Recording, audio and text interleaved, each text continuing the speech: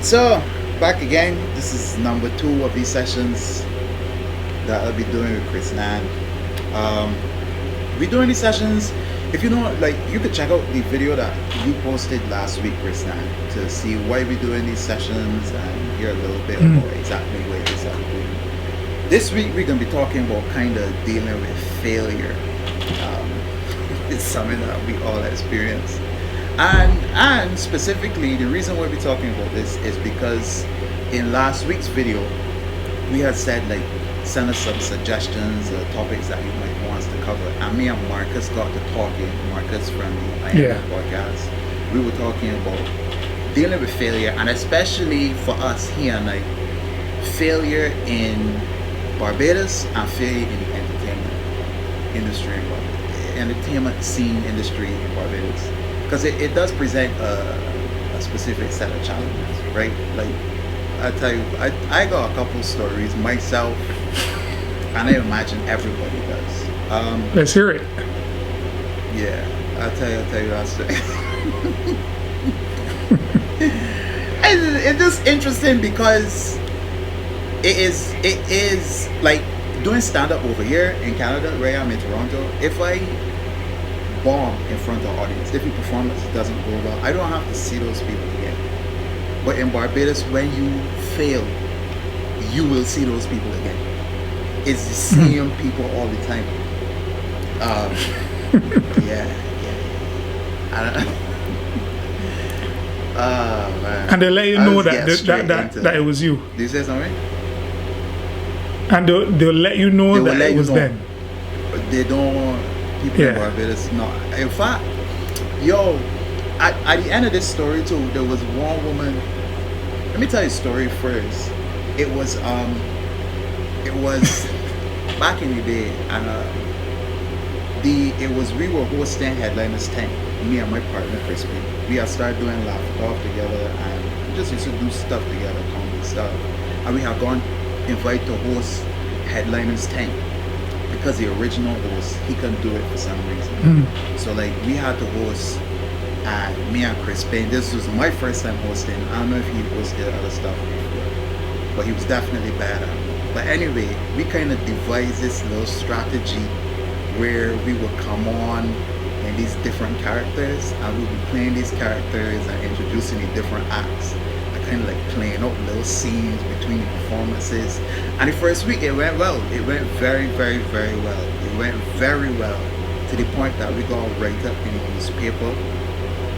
We had pictures and everything. I remember the article saying something along the lines of these new guys on the scene, these new comedy guys. And I was like, alright, yeah, this is good. But it's like, because we had that right up the first week, it was almost as if the second week, the audience came in like, turn up. Yeah, you're gonna deal with them this week. Fresh meat, so, fresh kill. Even on the stage, bro, on the stage from the beginning of the performance, I could feel, we were hosting, but I could feel that something was off in the audience. Like, people weren't working with me in the same way that they were working with me in the previous week. It was like a little tense kind of back and forth I could feel with the audience. But anyway, the way it started was close to the top of the show. I had said something, and then after I said this thing, I was like, that's how the show is gonna run. Are there any questions? And then this one man who was like in the back of the audience, from the back of the audience, he was shouting at me, and he shouted out, "Are you a boy or a girl?" and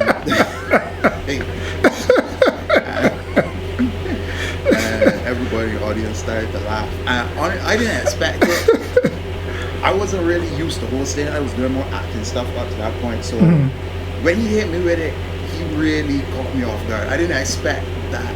And so I didn't have a response. So then the audience was just laughing. And from the time the audience see if the audience sees that they have you in that position where you don't have a response or a comeback, or you're not quick with it, it's death. It's pain. It's gonna be a painful ride. So I left the stage and I came back on, and he was acting up again. And I remember at one point I was like, man, lights, man, let me get a spotlight on this man here. And then the lights person didn't do it. And I found out after the show it's because the lights person was actually a woman. So when I said that, she was like, well, I ain't a man, so I ain't doing it. So like, yeah. Oh, shoot. So that was wrong. And then like, I don't remember if it was this same show or the week after where we had to host again. Or if I never hosted again, but I remember also we were supposed to do a giveaway at one point, and it was going through the crowd for the giveaway. It was something like a saucepan, like a new saucepan. I was doing this giveaway, and I had a microphone. It was a microphone. It didn't have a cordless microphone. I was walking through the audience with this saucepan, and I said something, and people started to laugh. So I was like, I got you laughing again. I got you laughing again. And then like a man that was next to me was like, we laughing at you, not with you. And I was like, It was just pain for the entire thing. I remember I went backstage and I was like, all right, Crispin, you gotta finish this show by yourself because I'm not going back out. Whoa. And I just sat in the bathroom for the rest of that show, and I was just like, all right, this isn't. And he did it, and Crispin did a very, very good job. He's good at that kind of thing. But yeah, that was pain for me, boy. And as well, I remember so somebody else took over hosting at some point after that, and I remember seeing a woman who was in the audience at some point after the show, not directly after the show, but just going about my life. And she was like, what happened? You ain't hosting headliners no more? You couldn't take the heckles, man. You couldn't take Shy, boy. They remind you. They don't let you go. Give you ease in Barbados. They don't get a chance to forget. And I guess the point is that like that was just one of my personal failures or whatever that kind of stuck with me, both because like now I laugh at it, but at the time I was in real pain. I didn't want to talk to people. I was just like, I can't deal with this. It was a big struggle for me, and I guess that's more specific to the kind of stuff me and Marcus would be discussing or feeling within entertainment. But I guess anything you would have to say on either critiquing how I dealt with it or was a better way to deal with it as opposed to just collapsing, which I basically did. I shut down for a little bit from there. I think people might find that useful, like for general life as well. Because I imagine the principles are the same, right? That's one of my big failures, but I'd be interested to hear what you have to say to people in general, but you know, me and Marcus, we're dealing with a specific set of circumstances. Yeah, whenever you are a performer or you are on stage, let's put it this way, because stage is a number of different contexts. Stage could be for you acting, being literally on stage, while stage could be for someone like a waiter. Because I remember I used to be work in the restaurant industry, and every day serving the guests, we were told that we were on stage, we're going to perform. Other persons on stage might be athletes or sports people other people on the arts. Once you're representing something, once you're representing a brand, it could be a salesperson. It could be a student going in front of the classroom or just presenting an idea. But one thing that's important is, as you kind of did, stepping back.